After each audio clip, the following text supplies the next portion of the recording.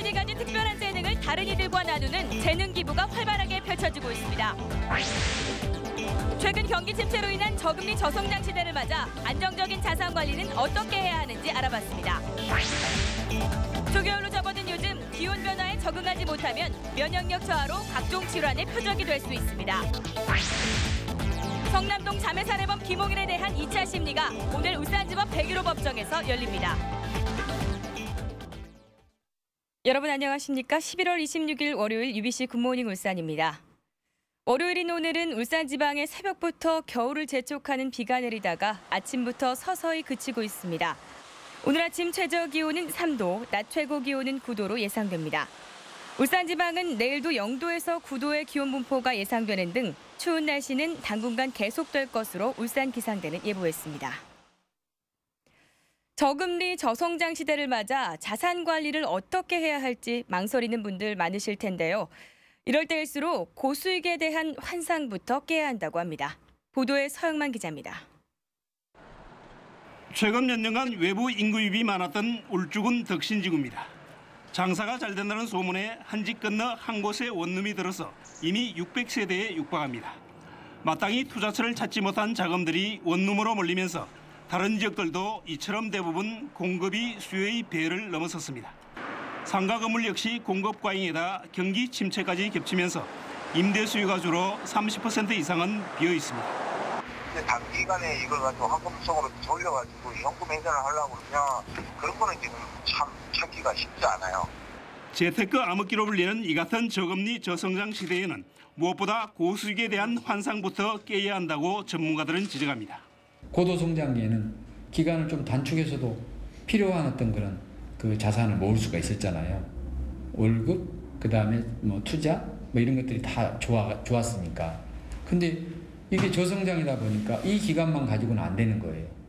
특히 은퇴를 앞둔 베이비 부모들은 수면 연장과 가계 부채를 고려해 평균 70%에 달하는 부동산 비중을 줄이고 바로 현금화할 수 있는 금융 틈새 상품으로 갈아타는 전략이 필요하다고 조언합니다. 빨리 할수록 좋다. 그다음에 어떤 쪽으로 재테크를 하는 게 좋냐. 사실은 아까 재테크의 종류가 중요한 게 아니라 방법이 중요하다고 그랬잖아요.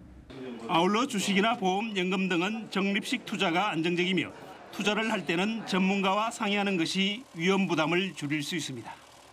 UBC 뉴스 서영만입니다.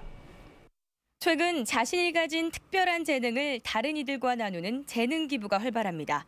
어떤 활동들이 있는지 이영란 기자가 소개합니다. 개구장이들에겐 이른 시간인 아침 8시 반. 이 학교는 매일 아침 20분씩 특별한 수업으로 활기차게 하루를 시작합니다. 노래도 배우고 다른 나라 말도 배우고 너무 재밌어요. 강사는 조선족 출신의 학부모. 학생들이 희망해 수업 시간을 주 3회로 늘렸습니다. 전교생의 3분의 1이 무료 급식을 할 정도로 어려운 학생이 많지만 학부모 13명이 1년째 재능을 기부해 사교육을 대신합니다. 노래도 삽입을 하고 챈트도 삽입을 하고 또 이런 식으로 진짜 정말로 이제 엄마가 이제 아이들한테 이제 말을 배워주는 이런 식으로. 이 초등학교의 양궁부는 선수에게는 생명과도 같은 시력 관리가 고민이었는데 희소식을 들었습니다. 울산의사회의 지원으로 운동선수와 저소득 학생은 무료로 진료를 받을 수 있게 됐기 때문입니다. 3학년 때 눈이 안 좋았었는데 안경 안 껴도 되나요? 지역 220개 병의원이 참여해 지난 9월부터 진료 기부를 시작했습니다. 도움이 필요했던 사람들, 그런 분들을 도와줌으로써 제가 도와준 것도 있지만 오히려 그분들을 통해서 제가 더 행복했던 것도 많았습니다.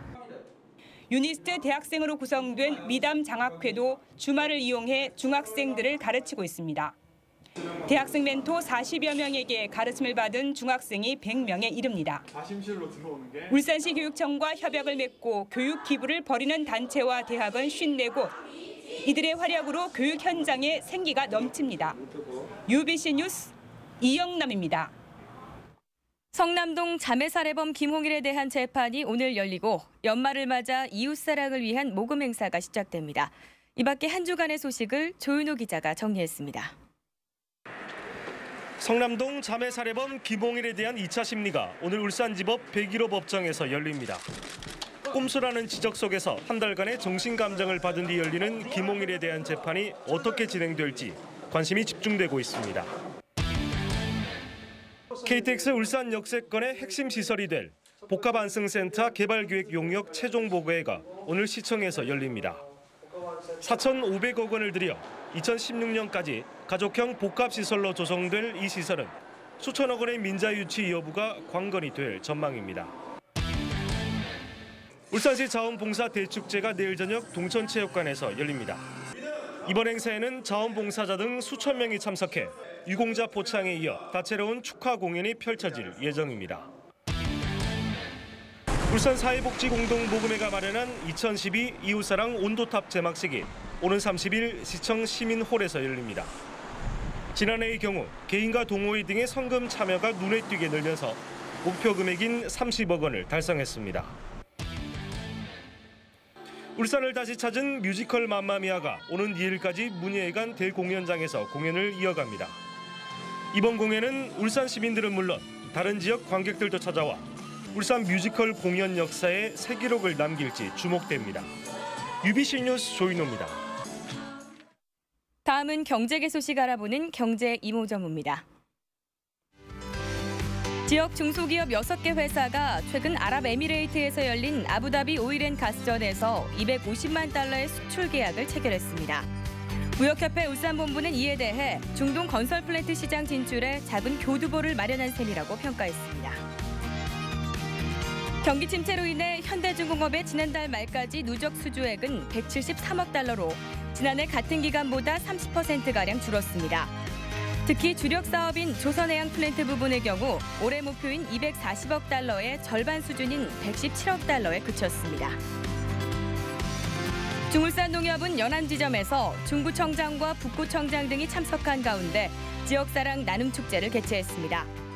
중울산농협은 행사를 통해 사랑의 쌀 750포대와 리어카 110대, 그리고 김장김치 160박스 등 5,300만 원 상당의 물품을 사회복지단체 등에 전달했습니다. 현대차 중국법인인 베이징현대가 공식 후원하는 베이징현대 베이징 마라톤 대회가 열렸습니다.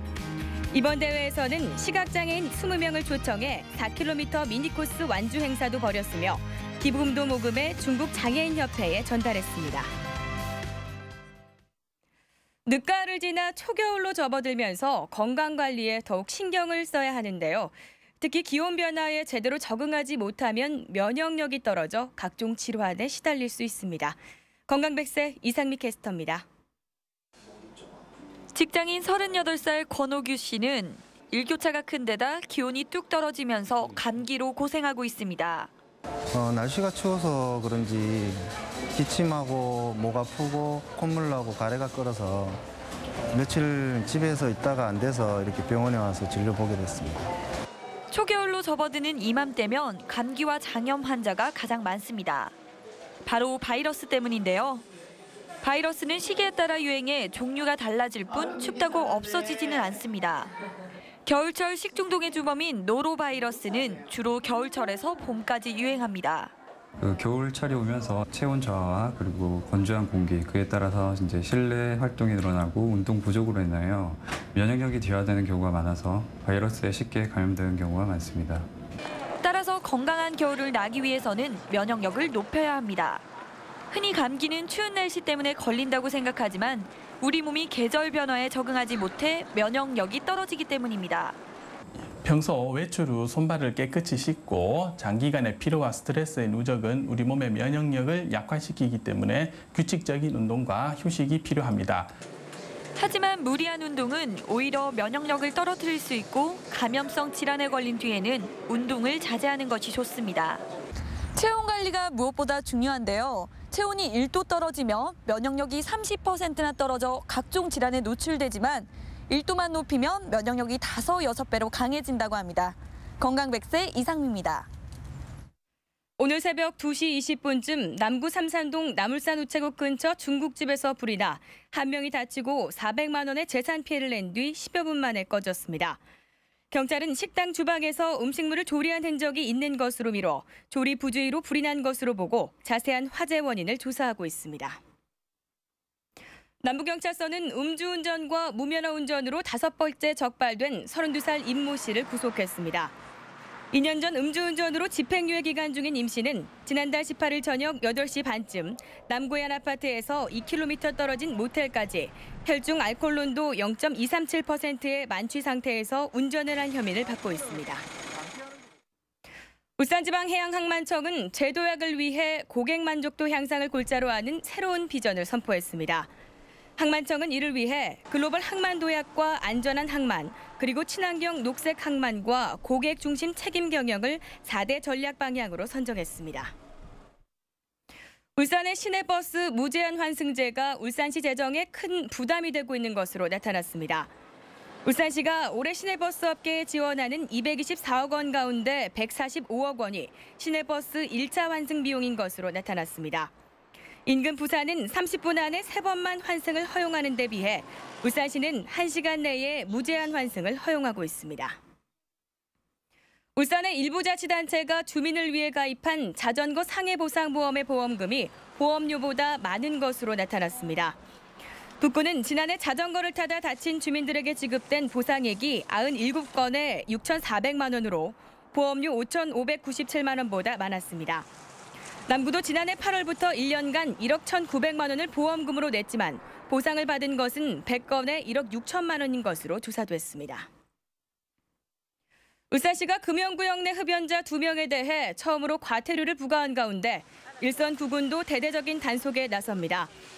중부보건소는 다음 주부터 연말까지 금영구역으로 지정된 버스 승강장 16곳에서 경찰과 합동으로 단속을 벌이기로 하고 적발되면 과태료 2만 원을 부과할 방침입니다.